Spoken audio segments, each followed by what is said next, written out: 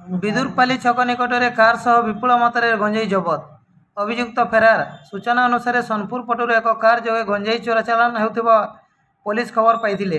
SP ନିର୍ଦ୍ଦେଶ କ୍ରମେ Birmaharajpur police team ସହ କାର୍ର ପିଛା କରିଥିଲେ। ତେବେ କାର୍ଟି ହିକୁଡ଼ି ଛକରେ ଏକ ଖୁମ୍ବକୁ ଧକ୍କା ଦେଇ ଫେରାର ମାରିଥିଲା। ପୋଲିସ ତାର ପିଛା କରିଥିବା ବେଳେ ବିଦୁରପାଲି ଛକ ନିକଟରେ ଚାଳକ କାର୍ ଛାଡ଼ି ଦେଇ ଫେରାର ମାରିଥିଲା। ସନ୍ଧ୍ୟା ସମୟରେ ଘଟଣାସ୍ଥଳରେ ମାଜିଷ୍ଟ୍ରେଟ ତଥା ତହସିଲଦାର ମମତା ମେହେର ଏବଂ ପୋଲିସ ଉପସ୍ଥିତିରେ ଗଞ୍ଜେଇ ଓଜନ କଲାପରେ 65 କେଜି 860 ଗ୍ରାମ ଗଞ୍ଜେଇ ଥିବା ଜଣାପଡ଼ିଥିଲା। ତେବେ କାର୍ରେ ଆଉ କେତେ ଜଣ ଥିଲେ ତାହା ଅସ୍ପଷ୍ଟ ହୋଇଥିବା ବେଳେ ପୋଲିସ ଘଟଣାର ତଦନ୍ତ ଜାରି ରଖିଛି।